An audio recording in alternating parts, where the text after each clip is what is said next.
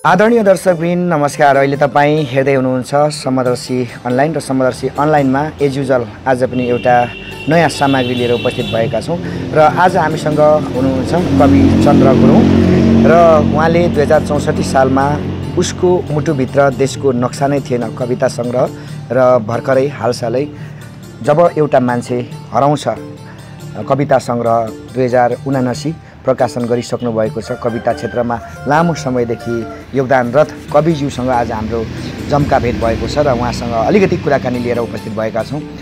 चन्द्र sir, कविज्यू तपाईँलाई welcome छ। नमस्ते, थ्याङ्क यू। सन्चै हुनुहुन्छ? सन्चै छु। यो धरान के को सिलसिलामा हुनुहुन्छ? तपाईँ अलिक पश्चिमको मान्छे होइन धरानदेखि चाहिँ? हजुर, यहाँ मेरो अब मिसेस चाहिँ खोटाङ नेर्पाकी हुन्, त्यस कारणले पनि अब धरानसित सम्बन्ध छ, धरानमै बसोबास छ हाललाई चाहिँ। तपाईँको बाल्यकाल कहाँ बिताउनु भयो? बाल्यकाल मेरो त गोर्खा नै हो है। तपाईँको बाल्यकाल गोर्खामा बित्यो? हजुर। कस्तो रह्यो तपाईँको बाल्यकाल, यसो सम्झना गरौँ न आज। बाल्यकाल त्यही गाउँ, मेरो गाउँ चाहिँ गोर्खा जिल्ला, अहिलेको आरुघाट गाउँपालिका वार्ड नम्बर 1 मानबु माझा गाउँ पर्छ र सुरुमा 1-2 क्लास चाहिँ मैले गाउँमै पढेँ। त्यसपछि बुवा इन्डियन आर्मीमा हुनुहुन्थ्यो, त्यहाँ इन्डियामा गएर मैले +2 इन्डियाबाट गरेको हुँ। त्यहाँदेखि पछि +2 सिद्ध्याएर त्यहाँदेखि नेपाल कमर्स क्याम्पसबाट मैले BBS गरेको हुँ। भनेपछि अलिकति गल्फ कन्ट्रीतिर पनि तपाईँले केही समय बिताउनु भयो, के को सिलसिलामा? गल्फमा त्यही विक्रम सम्वत 2060 सालतिर रोजगारीको सिलसिलामा चाहिँ गल्फमा पनि पुगेँ म। यस अनुभवहरू धेरै सँगाल्नु भयो। हजुर हजुर। विदेशबाट के ल्याउनु भयो? विदेशबाट जस्तै अब लक्ष्मी प्रसाद देवकोटाले मुना मदन ल्याउनु पऱ्यो होइन, त्यो अहिलेसम्म मान्छेको जिब्रोमा झुन्डिरहेको अवस्था छ। तपाईँले उताबाट सिर्जना गरेर ल्याउनु भयो होला नि त? हजुर, त्यही विक्रम सम्वत 2060 सालतिर म गल्फ बसेँ अनि 60 साल, 61 साल, 62 साल, 63 साल 3 वर्ष उतै रहेँ। हजुर। अनि त्यही गल्फमा रहँदा चाहिँ त्यहाँको एकान्त र त्यहाँको जुन फुर्सदको समय थियो त्यो मैले चाहिँ सिर्जनामै लगाएँ। अनि जब म 3 वर्षको बसाएपछि नेपाल फर्किएँ, त्यसपछि मैले चाहिँ त्यहाँ रचना गरेको कविताहरू चाहिँ 2064 सालमा पहिलो सङ्ग्रहको रूपमा उसको मुटुभित्र देशको नक्सा नै थिएन मेरो पहिलो कविता कृति लिएर आएँ। अनि त्यसपछि फेरि लामो समय उतै बसेँ। त्यसपछि मेरो यो जुन दोस्रो कविता कृति छ जब एउटा मान्छे हराउँछ, भर्खर जेठ 79 सालमा निस्केको छ, त्यो पनि उतैको देन अथवा फल भन्छु म चाहिँ। आजको भेट एकदम हाम्रो पहिलो भेट पनि भएकोले यादगार भेट हुने भयो होइन। हामी चाहिँ धरानको सिरान अनि भेरेटारको फेदीमा छौँ। पानी पनि अलिअलि छिट्याउँदैछ, हाम्रो अन्तर्वार्ता पुरा गर्न पाइन्छ पाइँदैन होइन। एउटा कविता सुन्न पाए हुन्थ्यो, हाम्रो दर्शकहरूलाई सुनाउन पाए हुन्थ्यो। हुन्छ, हस्। जुन कविता सुनाउनु गइरहेको छु शीर्षक छ बाको अनुहार। बाको अनुहार। हजुर हजुर। र यो कविता चाहिँ मेरो यो दोस्रो कविता कृतिको चाहिँ पहिलो कविता नै हो है। बाको अनुहार। त्यो अनुहारमा 2 आँखाहरू घाम जुन जस्तै चम्कन्छन्। त्यो अनुहारमा 2 आँखाहरू घाम जुन जस्तै चम्कन्छन्। आत्मविश्वासको एउटा चङ्गा माथि माथि उडिरहन्छ। आपत विपदको हावाहुरीमा जुत्दै त्यो अनुहारमा मुस्कुराउँछन् सुन्दर सुनाखरी र गुराँस। त्यो अनुहारमा हरेक बिहान नयाँ दिनको भारी बोक्न एउटा घाम उदाउँछ, जो साँझमा दुःखका धर्सा छोप्दै खुसीका ससाना पोका बोक्दै आइपुग्छ उज्यालो पार्दै घर आँगनमा। त्यो अनुहारमा संसार पढ्ने आँखाहरू चिम्सा छन्। आत्मसम्मान उचाल्दै उभिएको नाक थेप्चो छ। सुख दुःखले चिप्लेटी खेल्ने गाला च्याउरिएको छ। मुस्कानले लेफ्ट राइट गर्ने ओठमा कलेटी परेको छ र घामले डढेको छ मङ्गोल पहिचान।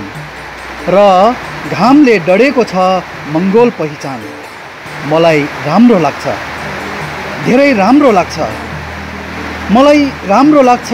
धेरै राम्रो लाग्छ जब सबले सुनाउँछन् तेरो अनुहार काटीकुटी तेरै बाको जस्तो। धन्यवाद। एकदमै मार्मिक एउटा कविता जुन बाको अनुहार लेख्नुभयो, बाले चाहिँ जीवनमा आफ्नो एउटा जीवन, आफ्नो एउटा सङ्घर्षलाई समर्पण गरेर हामीलाई एउटा नयाँ जीवन दिनुभएको छ होइन।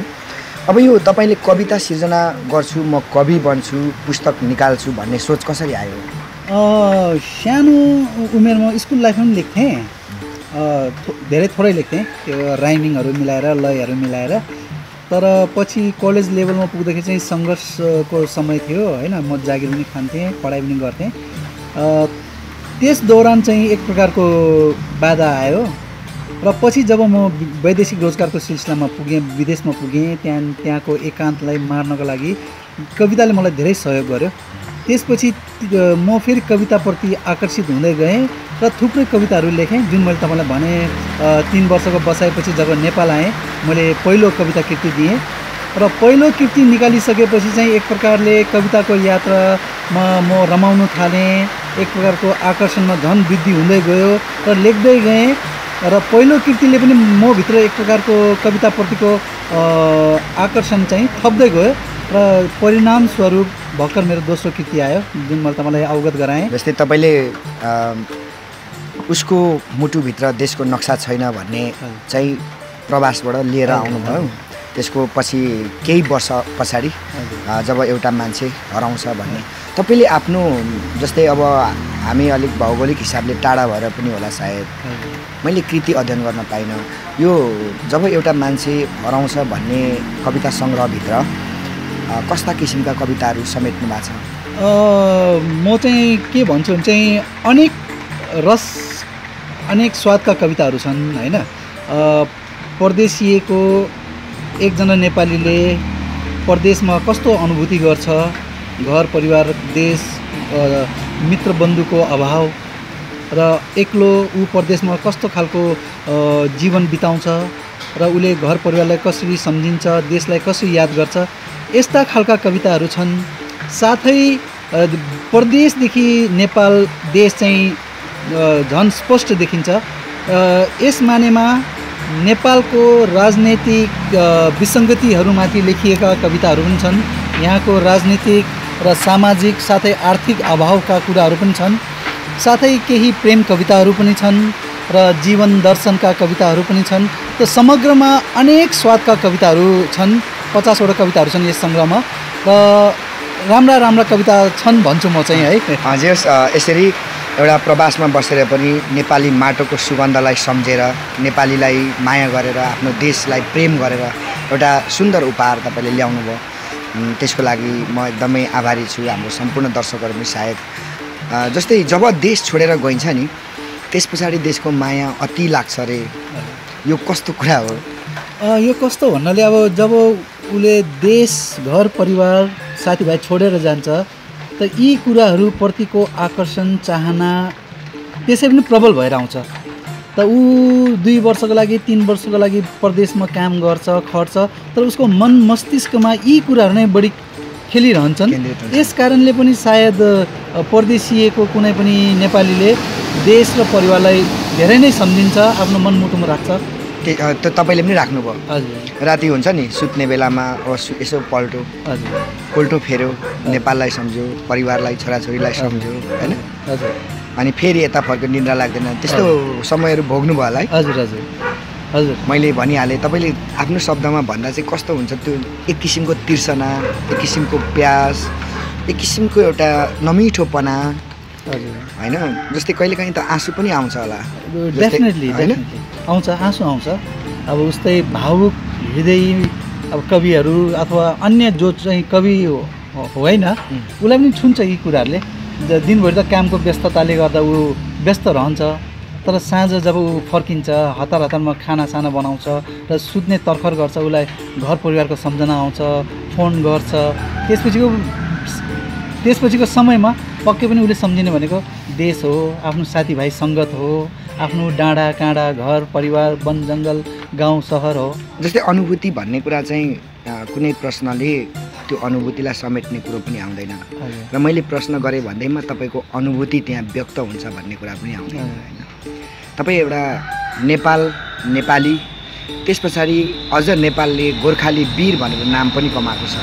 तपाईँ त गोर्खामै जन्मिनु भएको मान्छे, अब प्रवासमा बसिसकेपछि रोजगारीको सिलसिलामा गइसकेपछि त अब विभिन्न किसिमका हस्तक्षेपहरू विभिन्न किसिमका गाली ग्लोजहरू अर्काको अन्डरमा रहेर काम गर्नु पर्यो होइन। त्यति बेला चाहिँ खासमा कस्तो अनुभूति हुन्छ? जस्तै एउटा नेपाली त्यो पनि गोर्खालीको छोरो अझ नेपालको पनि गोर्खा क्षेत्रकै तपाईँ पर्नुभयो, तपाईँको स्वाभिमान हुन्छ नि, हाम्रो स्वाभिमान एउटा दुई छाक खानको लागि परदेशी दाजुभाइलाई पनि हामी सम्झिन चाहन्छौँ। यो रहर हुन्छ कि बाध्यता हुन्छ? अब यो त एकदमै बाध्यता हो हेर्नुहोस् है। अब विशेष गल्फतिर मलेसियातिर मजदुरी गर्न जो जान्छन् लेबर भिजामा होइन, त्यो त एकदमै बाध्यता हो हेर्नुहोस् है। केही रकमको लागि परिवारको आधारभूत आवश्यकताहरू पुरा गर्नको लागि जो विदेशिन्छन् त्यो एकदमै बाध्यता नै हो। रहर भनेको त अब राम्रो राम्रो देशमा जो उच्च शिक्षाको लागि जान्छन्, कोही अब अफिसबाट कार्यरत होइन कामको सिलसिलामा जान्छन्, त्यो चाहिँ रहर हो हुनसक्छ। धन सम्पत्तिले सम्पन्नहरू चाहिँ घुम्न जान्छन्, त्यो रहर हो। तर औसत अथवा निम्नवर्गीय नेपालीहरू जब परदेशमा काम गर्न जान्छन् त्यो चाहिँ एकदमै बाध्यता हो। र यसमा चाहिँ कारण के हो भने चाहिँ अब हाम्रो सरकार हाम्रो देशमा रहेको बेरोजगारीको अवस्था होइन, यी कारणहरूले सिर्जित अवस्थाले गर्दा नेपालीहरू विदेशिएका छन्। र हाम्रो सरकारले जुन विभिन्न देशहरूमा गएर श्रम सम्झौता गर्छन्, आफ्नो जनतालाई चाहिँ सस्तो लेबरको रूपमा विदेश पठाउन चाहन्छन्, डेफिनेटली यो एकदम ठुलो बाध्यता नै हो। बाध्यताको रूपमा तपाईँले लिनुभयो? हजुर हजुर। बाध्यताको आँसु हजुर हजुर पिउनु पर्यो होइन, कविको शैलीमा भन्ने भने अथवा साहित्यकारको शैलीमा भन्ने भने होइन। भनेपछि एउटा तितो दिनहरू एउटा गाह्रो पलहरू तपाईँले विदेशमा काट्नुभयो कि अलिक रमाइलै भयो? होइन, रमाइलो भन्नाले त्यो रमाइलो कहिले पनि फिल गरेन मैले होइन, रमाइलो फिल गरेन। अब देश छोडेर जानु पर्यो, अब देश छ देशमा गर्छु भनेर झट्टै फर्केर आउने कुरा पनि हुँदैन। फेरि हरेक थोक चाहिँ अब पहिल्यैदेखि जिरो लेभलदेखि सुरु गर्नुपर्ने अवस्था हुन्छ। त उता त्यही यस्तै बाध्यताले गर्दा परिस्थितिले गर्दा 15-16 वर्ष बिताएँ होइन। त समग्रमा यो रहर होइन, यो बाध्यता हो है। नत्र आफ्नो घर परिवार साथी सङ्गी र देश माटो छोड्ने चाहिँ रहर हुँदैन कसैलाई पनि रहर हुँदैन।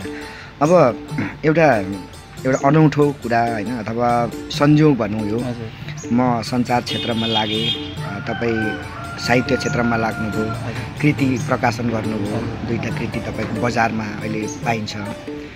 त्यसै गरी म यता सञ्चार क्षेत्रमा लागेँ। त्यसैले एउटा बिरलै हुने भेट, तपाईँ गोर्खामा जन्मिनुभयो हुर्किनुभयो, अनि इन्डियामा गएर तपाईँले आफ्नो उच्च शिक्षा पुरा गर्नुभयो। म यता पूर्वको जितपुर भन्ने ठाउँमा जन्मेँ हुर्केँ, मेरो शिक्षा दीक्षा यतै भयो। तर पनि एउटा माध्यम भयो है, कविता माध्यम भयो होइन। मलाई एकदम बडो खुसी लागेको छ। अब अन्त्यमा हाम्रो कुराकानीको सन्दर्भहरू फेरि पनि अगाडि बढ्ने नै छ। आगामी दिनहरूमा विभिन्न स्टेज सोहरूमा हामी भेट हुने नै छौँ। यो धरानको एउटा सुन्दर चिजहरू हामी देखिरहेका छौँ। भर्खरै पानीले पनि हामीसँग हार खाएर रोकिएको छ होइन। अब अन्त्यमा तपाईँको एउटा प्रवासमा बसेको बेला नेपाललाई सम्झिनु भएको कविता चस्स हाम्रो दर्शकहरूलाई राखौँ, त्यस पछाडि हामी बिदा हौँ। हजुर, लक्किली एउटा कविता रहेछ त्यस्तै विषयको है। कविताको शीर्षक छ परदेश। परदेशमा सधैँ गगनचुम्बी सपना देख्ने गरेका दुई आँखा ल्याएको छु। परदेशमा सधैँ गगनचुम्बी सपना देख्ने गरेका दुई आँखा ल्याएको छु। रात दिन खटिरहने हातहरू ल्याएको छु। यहाँ नाप्दै छन् मेरा खुट्टाले थप उकाली ओरालीहरू। परदेशमा ओठ पनि ल्याएको छु, कहिले काहीँ जो मुस्कुराउँछ पनि। हृदयभरि उमङ्गहरू नाच्छन् यहाँ, जीवनमा खुसीहरू फुल्छन् यहाँ। र समयले हात पारेको छ थुप्रै सुख सुविधाहरू। साथी सब थोक छ परदेशमा, उमङ्ग मुस्कान हाँसो सुख। सब थोक छ परदेशमा, उमङ्ग मुस्कान हाँसो सुख। मात्रै छुटेको छ यी सब जतनपूर्वक सम्हाल्ने मुटु उतै घर देशमा।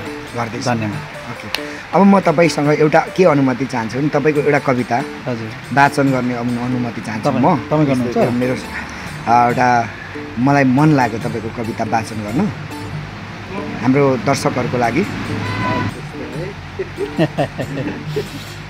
कविताको पावर होला नि। आज आदरणीय दर्शकबिन, आज मसँग हुनुहुन्छ कवि चन्द्र गुरुङ। उहाँ चाहिँ गोर्खामा जन्मिनुभयो र केही शिक्षा हासिल गर्नुभयो गोर्खामा, तपाईँले जानकारी पाइसक्नु भएको छ। र केही शिक्षा चाहिँ भारतमा हासिल गर्नुभयो र उहाँको कविता म सुनाउन लागिरहेको छु। उहाँको कविताको शीर्षक रहेको छ भुइँचालो गएको छ मुटुहरूमा। उहाँको कविताको शीर्षक रहेको छ भुइँचालो गएको छ मुटुहरूमा। राहत थाप्नेहरूको भिडबाट एउटा मलिन अनुहार गायब छ। राहत थाप्नेहरूको भिडबाट एउटा मलिन अनुहार गायब छ। सरकारबाट सहयोग पाउनेको नामावलीमा एउटा ठिटलाग्दो नाम हटाइएको छ। अभावग्रस्त जीवनको झुत्रो बही खाताबाट च्यातिएको छ एउटा सपना। अभावग्रस्त जीवनको झुत्रो बही खाताबाट च्यातिएको छ एउटा पाना। समस्याको हावाहुरीसित जुत्दा जुत्दै, समस्याको हावाहुरीसित जुत्दा जुत्दै एउटा धिपधिपे दियो निभेको छ। अँध्यारोसित लड्दा लड्दै आकाशबाट एउटा थकित तारा झरेको छ। सम्बन्ध विच्छेद गर्दै थुप्रै पीडाहरूसित अकाल मृत्यु भएको छ एउटा पीडाको। बाका आँखाहरूमा पीडाको धर्सो कोरिएको छ। आमाको बुढ्यौली छातीभरि ममता दुखेको छ। सन्तानका अनुहारैभरि फैलिएको छ रित्तोपनको जालो। सन्तानका अनुहारैभरि फैलिएको छ रित्तोपनको जालो। प्रियसीको मायालु पछ्यौरीमा मृत्युको एउटा नमिठो खबरले राखेर गएको छ केही भाग छटपटी र उदासी। प्रियसीको मायालु पछ्यौरीमा मृत्युको एउटा नमिठो खबरले राखेर गएको छ केही भाग छटपटी र उदासी। विश्वाद बनेर गयौ तिमी, विश्वाद बनेर गयौ तिमी। अलपत्र छन् तिम्रो चिहानमा राहतका एउटा सानो पोकोको दाल। अलपत्र छन् तिम्रो चिहानमा राहतका एउटा सानो पोको दाल। थोरै चामल केही थोत्रा लता कपडा। ओके, तपाईँले एउटा मिठो कविता वाचन गर्ने एउटा अवसर पनि दिनुभयो, त्यसको लागि थ्याङ्क यू सो मच। र धन्यवाद। तपाईँ गोर्खाको कवि, एउटा भनाइ छ, त्यो पुरानो भनाइ पनि हो, जहाँ पुग्दैन रवि त्यहाँ पुग्छ कवि भने जस्तै। आज छट पूर्वको ठिटो र पश्चिमी ठिटो भनौँ न। तपाईँ पनि पश्चिमै त भन्न रुचाउनुहुन्न होला किनभने पूर्वै पर्छ। गोर्खा पूर्वै हो नि? होइन, पश्चिम पर्छ, पश्चिम, मध्यपश्चिम।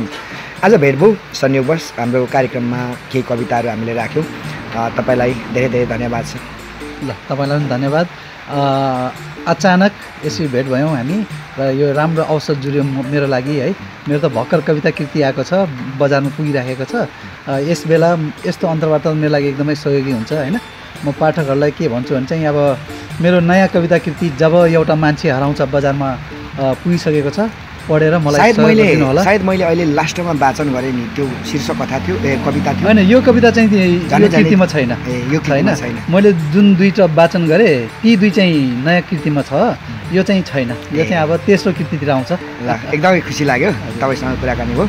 विशेष गरी हाम्रो साहित्यकार दाइ राजन मुकारुङलाई पनि म धेरै धेरै धन्यवाद दिन चाहन्छु। आज उहाँको माध्यमबाट हाम्रो एउटा चिन्जान भयो होइन, उहाँको प्यारो भाइहरूको चिन्जान भयो भनौँ न। ओके, धन्यवाद छ। थ्याङ्क यू तपाईँहरूलाई। आदरणीय दर्शकबिन, आज हामीले कवि चन्द्र गुरुङज्यूको केही कविता अनि मिठा मिठा अनुभूतिहरू, तिता मिठा अनुभूतिहरू प्रस्तुत गरेका छौँ। हाम्रो च्यानललाई लाइक, सब्सक्राइब अनि कमेन्ट गरिदिनु होला। यस्तै मिठा मिठा संयोगहरू हामी चुराउने नै छौँ। क्यामेरा पर्सन हाम्रो दीपक हाङटिङलाई पनि धेरै धेरै धन्यवाद छ। हस्त, नमस्ते।